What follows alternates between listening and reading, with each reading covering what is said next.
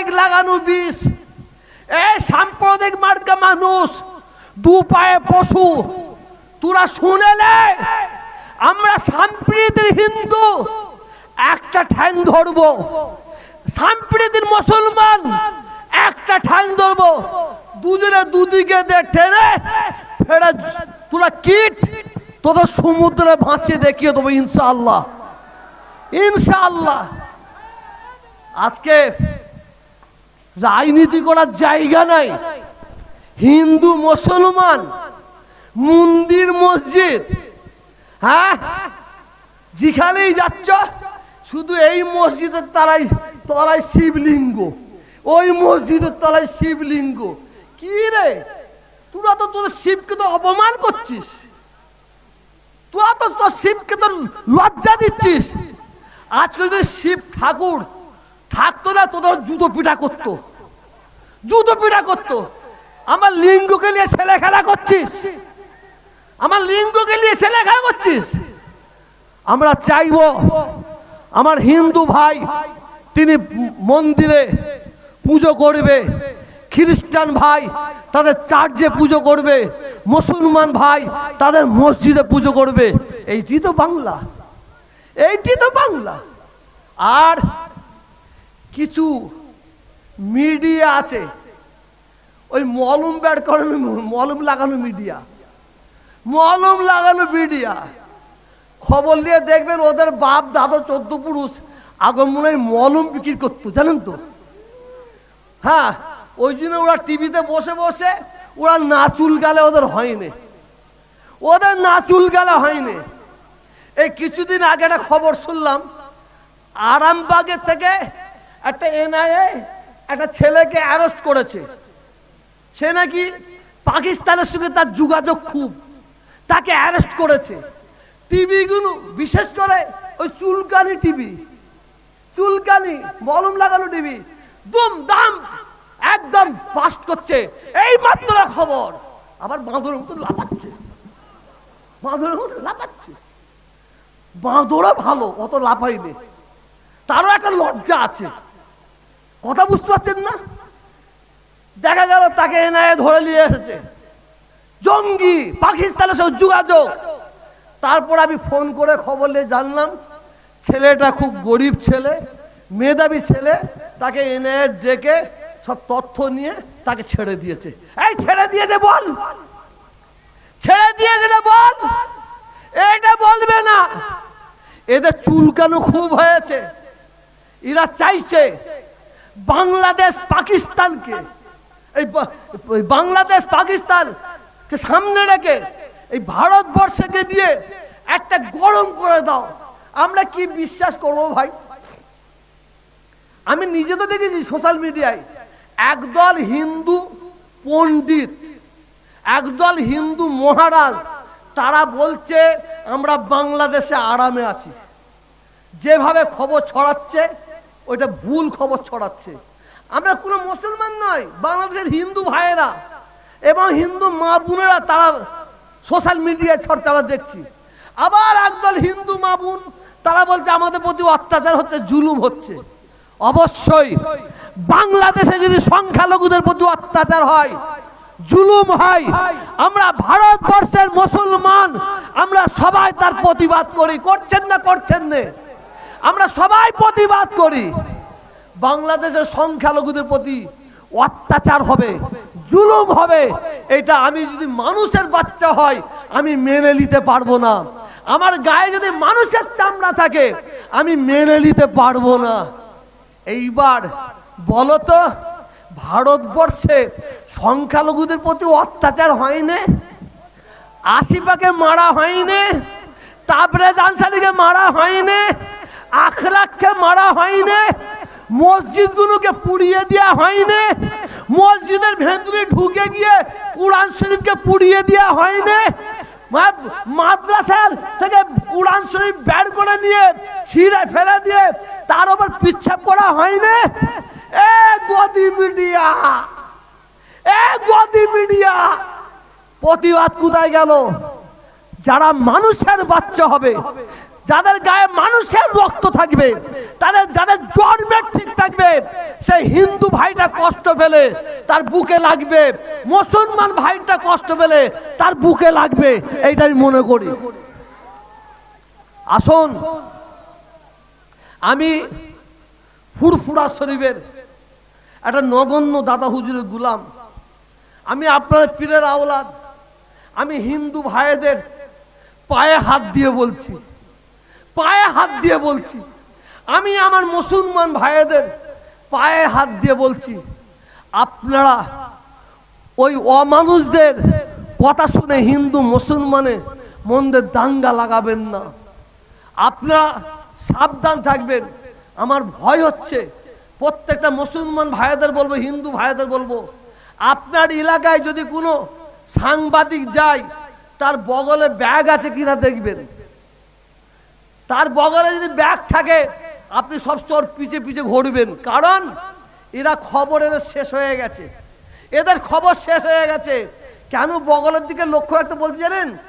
ওই সাংবাদিকগুলো এত এত নিষ্ঠুর, ওরা আগুন জ্বালাবার জন্য এত চক্রান্ত করছে, হয়তো ওর ব্যাগে গরুর মাংস থাকতে পারে। ওই গরুর মাংসটা রাতের অন্ধকারে শুকুরের মতন মন্দিরে ঢুকিয়ে দিতে পারে, আর সোরের মাংসটা মসজিদে ঢুকিয়ে দিতে পারে। অতএব সাবধান। আমি আপনাদের প্রত্যেককে অনুরোধ করছি, এই বাংলার মাটি সম্প্রীতির মাটি, এই বাংলার মাটি ঐক্যর মাটি, একতার মাটি, ভ্রাতৃত্বের মাটি, ভালোবাসার মাটি। এই বাংলার মাটি সম্প্রীতির মাটি কেন হলো? এর অবদান কার? এর অবদান হচ্ছে ফুরফুরার পীর আবু বকর সিদ্দিকী রহমাতুল্লাহ আলাইহি। এর অবদান হচ্ছে হযরত শাহ ফতে আলী ওয়াইসি রহমাতুল্লাহ আলাইহি। এর অবদান রামকৃষ্ণজির, তার অবদান স্বামী বিবেকানন্দজির, তার অবদান। অতএব এই সম্প্রীতির মাটিতে সাম্প্রদায়িক শক্তিদের কোনো জায়গা নাই। জানি না আমার বক্তব্য শোনার পরে আপনারা যদি এই বসো, এই বসো, বস, আর 5 মিনিট বসো, কেউ দুঃখ ব্যথা পান আমাকে ক্ষমা করবেন। শোনেন, আমি একটা সোশ্যাল মিডিয়ায়, একটা টিভিতে কিন্তু দেখিনি যে মুসলমানদের মসজিদ পোড়াচ্ছে, মুসলমানদের মসজিদ ভাঙা হচ্ছে, যে একদল হিন্দু ভাইয়েরা গিয়ে সেখানে সেই মসজিদটা যাতে ভাঙা না হয় তার জন্য তারা দাঁড়িয়েছে, প্রতিবাদ করছে। কিন্তু বাংলাদেশের হিন্দুরা যখন হাসিনা চলে আসে, না জানি মুসলমানরা হয়তো মন্দিরে আঘাত করতে পারে, যার জন্য বাংলাদেশের আলেম ওলামারা মন্দিরের পাশে গিয়ে নিজের বুকটাকে পেতে দিয়েছিল, মন্দিরে আঘাত করা যাবে না। আজকে আমি তহসিল থেকে শেষ কথা বলে যাই, শুনে নেন। আর ওই সাম্প্রদায়িক মনোভাবপূর্ণ ব্যক্তিদের বলবেন, আমি তহসিল থেকে যদি জানতে পারি অমুক একটা মন্দিরে আঘাত করার জন্য একদল মুসলমান যাচ্ছে, এই খবরটা যদি আমি পাই, খুদার কসম খেয়ে বলছি, আল্লাহর কসম খেয়ে বলছি, আমি তোহা সিদ্দিকী মন্দিরের সামনে গিয়ে আমি নিজের জীবনটা বিলিয়ে দেবো, কুরবানি করে দেবো। মন্দিরে আঘাত করতে দেবো না, মন্দিরে আঘাত করতে দেবো না। আর আমার বাংলায় হিন্দু ভাইয়েরাও ঠিক এইরকম তৈরি আছে, যদি কোনো হিন্দুরা দলবদ্ধভাবে কোনো মুসলমানদের মসজিদে আঘাত করতে যায়, হিন্দু ভাইয়েরা জীবন দিয়ে দেবে, মসজিদে আঘাত করতে দেবে না। দেখেন না এই ববি হাকিম কি বলেছে ভাই, কি বলেছে ববি হাকিম, যেন কি অন্যায় করে ফেলেছে। আর কিছু কিছু মুসলমান আবার টিভিতে বসবে, ওরা চা খাবার জন্য, নাম কষ্টে মুসলমান, হ্যাঁ, কেউ কি বলি, কি আওড়াচ্ছে, বলি আওড়াচ্ছে। কি বলেছে ববি হাকিম, কি ভুল বলেছে? কলকাতা টিভি একটা নিউজ দেখবেন, ববি হাকিম ভুল বলেছে না ঠিক বলেছে, উনার 18 মিনিটের বক্তব্য শুনতে হবে। এটা আমি তোহা সিদ্দিকী এক জায়গায় বক্তব্য রেখেছিলাম, এ মুসলমান তৈরি হও, এ মুসলমান তৈরি হও, এ মুসলমান হিন্দুদের সঙ্গে লড়াই করতে হবে, এ মুসলমান হিন্দুদের সঙ্গে যুদ্ধ করতে হবে। সেই লড়াইটা, সেই যুদ্ধটা কিন্তু মনে রাখবে, বোমের লড়াই না হয়, তরোয়ালের লড়াই না হয়, বন্দুকের লড়াই না হয়, সেই লড়াইটা হবে শিক্ষার লড়াই। আর এই বাঁদর মার্কা, ওই হনুমান মার্কা কিছু মিডিয়া ওইটা কেটে দিয়েছে, শুধু দিয়ে বলছে, তোহা সিদ্দিকী বলছে, আমারটা দেখাচ্ছে, তৈরি হও মুসলমান, তৈরি হও, হিন্দুদের সঙ্গে লড়াই করতে হবে, হিন্দুদের সঙ্গে লড়াই করতে হবে। পরেরটা দে, পরেরটা দে। এরা হচ্ছে কাটুয়া মাস্টার, কাটুয়া মাস্টার। কথা বুঝতেছেন না? ববি হাকিম যেটা বলেছে, ওই কি বলে না না, সংখ্যালঘু সংখ্যাগুরু নিয়ে। আমি একটা প্রশ্ন করবো, আপনাদের উত্তর দেবেন? যদি হিন্দু কোনো ভাই বলে আমার ধর্ম শ্রেষ্ঠ ধর্ম, যদি কোনো হিন্দু ভাইরা বলে, এটা আপনাদের কারো অসুবিধা আছে? এটা হাত তুলে জোরে বলুন, অসুবিধা আছে? যদি কোনো শিখ পাঞ্জাবি ভাই বলে আমার ধর্ম আমার কাছে শ্রেষ্ঠ, আপনাদের কোনো অসুবিধা আছে? অসুবিধা আছে?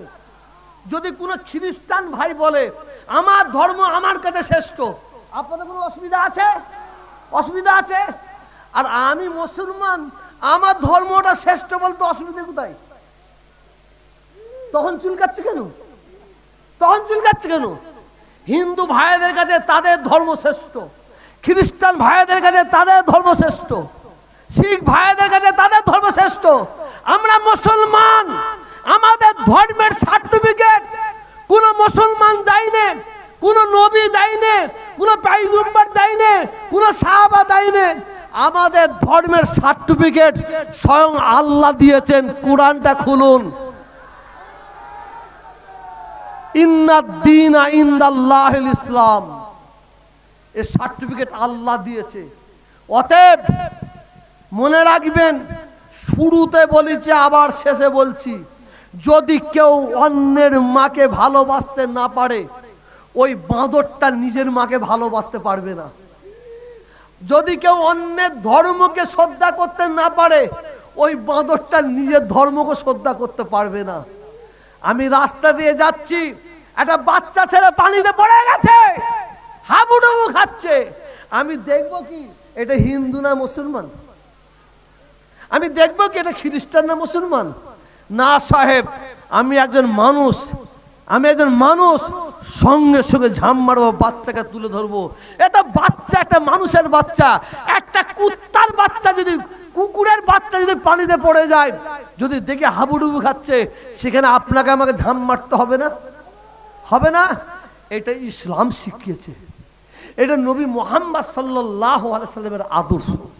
আসুন, আর বক্তব্য নাই। এই কলিকাতার বুকে আমরা সকলে মিলে আমরা নবী মুহাম্মদ রাসূলুল্লাহ সাল্লাল্লাহু আলাইহি সাল্লামকে সালাম দেবো।